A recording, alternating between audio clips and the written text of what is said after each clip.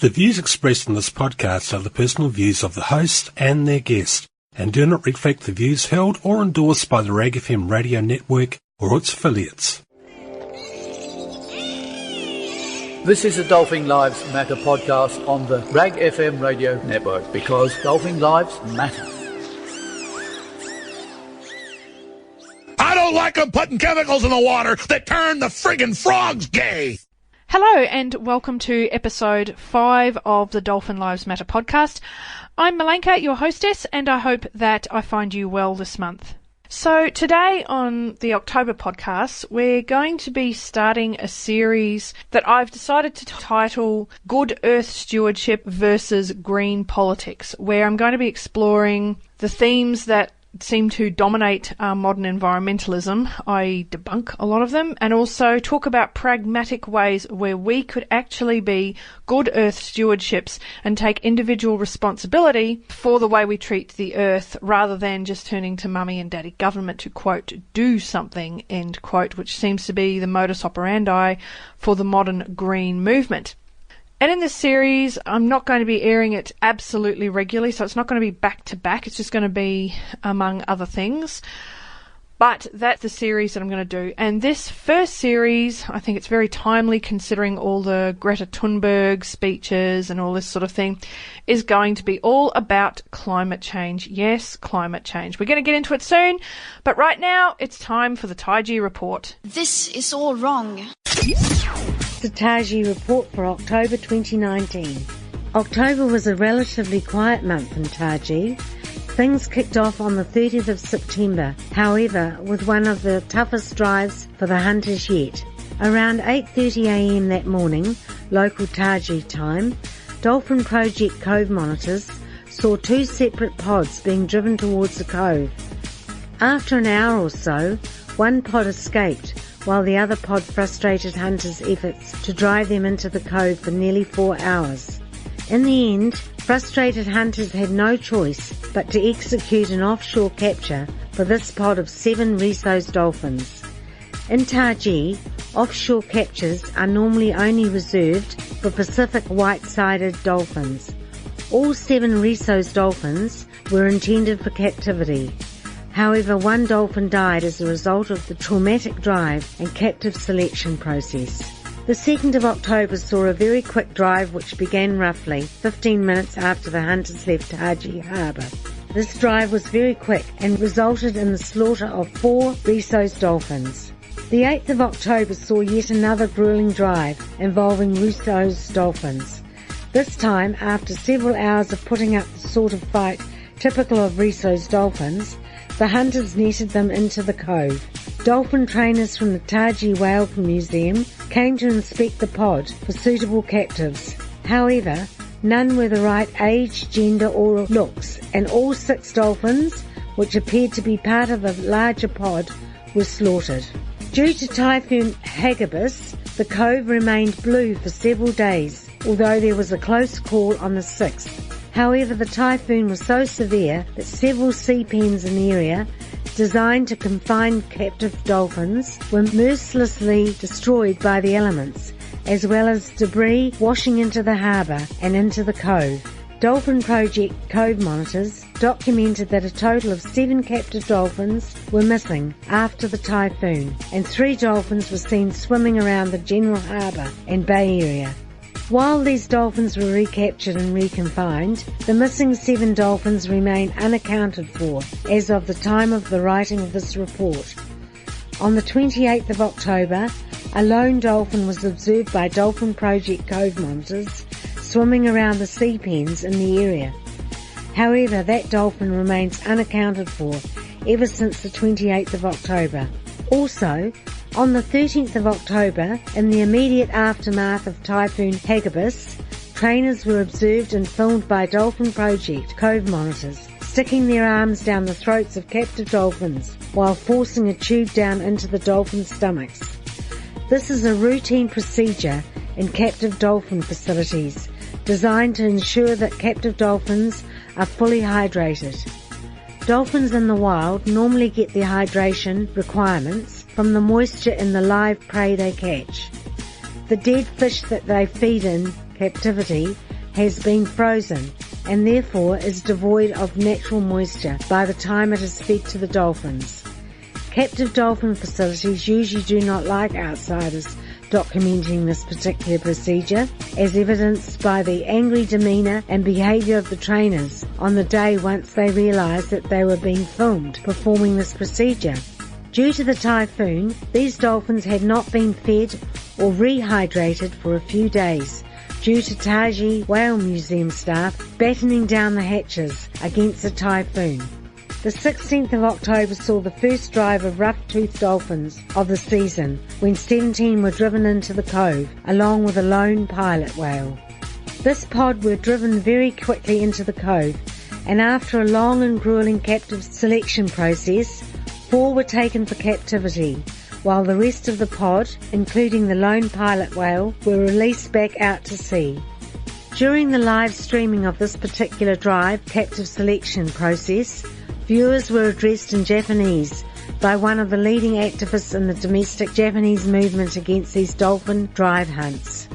Ren Yabuki from Life Investigation Agency, LIA, a domestic Japanese animal welfare NGO, addressed live stream viewers in Japanese saying, "Good morning, this is Ren Yabuki from Life Investigation Agency. Early this morning, a short-finned pilot whale and about 10 of either rough-toothed dolphins, or common bottlenose dolphins have been captured. Down the cliff, the trainers from Taiji Whale Museum were laughing.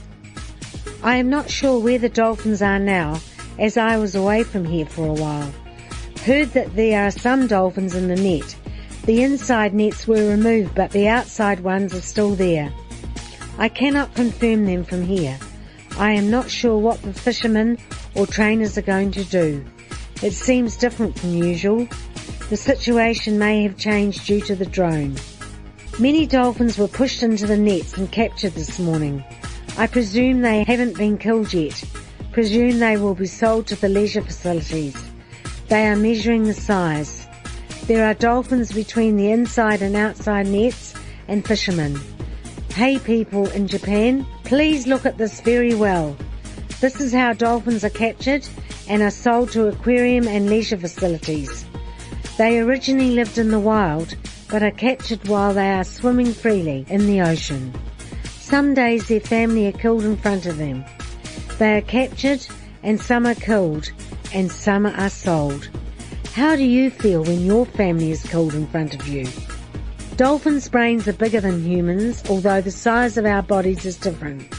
Some theory says elephants or dolphins did not choose to evolve like humans. Anyway, they are mammals who love their group and family.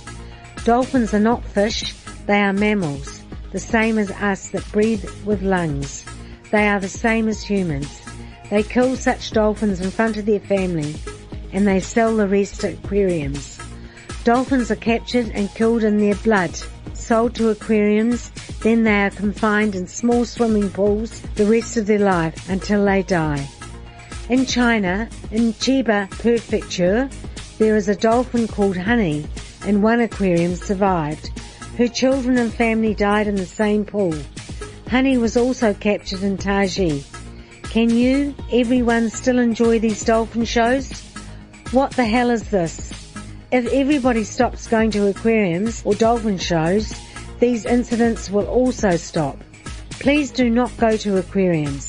These are the performance shows using these animals. We are not living Edo era, 1603 to 1868. Same thing is in circus. These are the businesses using these animals. Do we need these shows today? We would like to be able to live the real intellectual life, such as not going to these aquariums and circuses. Translation courtesy of Iko Yoshimuro. Despite how quiet October was relative to September, there were still slaughters and captures. A total of 10 slaughters took place in October, all of them being Risos.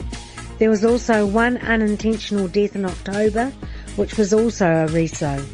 10 captives were taken in October the 6th. being rhesos and 4 rough-toothed dolphins.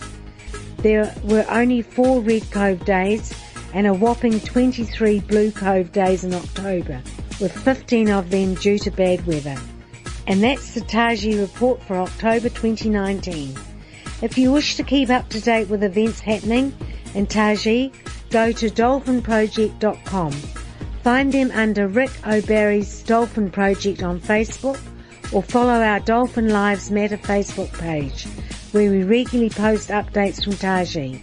This is Isabella Morrison-Matai for Dolphin Lives Matter.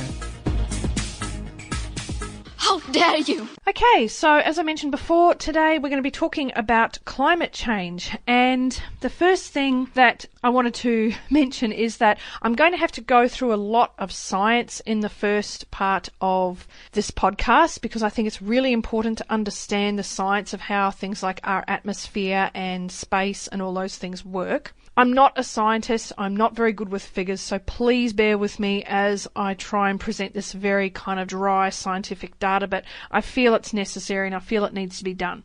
The other thing that we need to keep in mind is the fact that there are a lot of people in the green movement, very corrupt people that I'll get into later in the podcast, that lie, and they do tell us lies.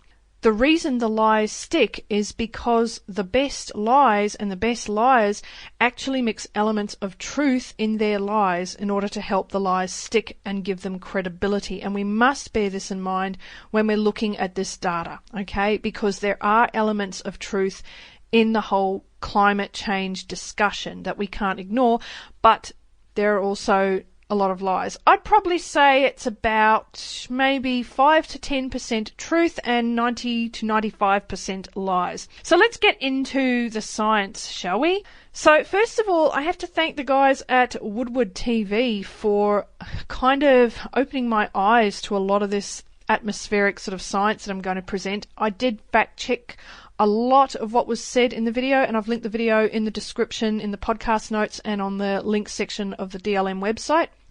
So you can check that video out. I did fact check the video, and I've also linked a lot of resources that I use for fact checking in the links section of the website and in the links in the podcast description. So you can go check those out. So he is pretty much spot on accurate. So let's get started. So the thing to remember is that the Earth moves through outer space, okay? So we know that the Earth spins on its axis. That's how we get the time of day, the day and night. It tilts on its axis. That's how we get the seasons. And it spins around the sun in an orbit, which is how we get the years.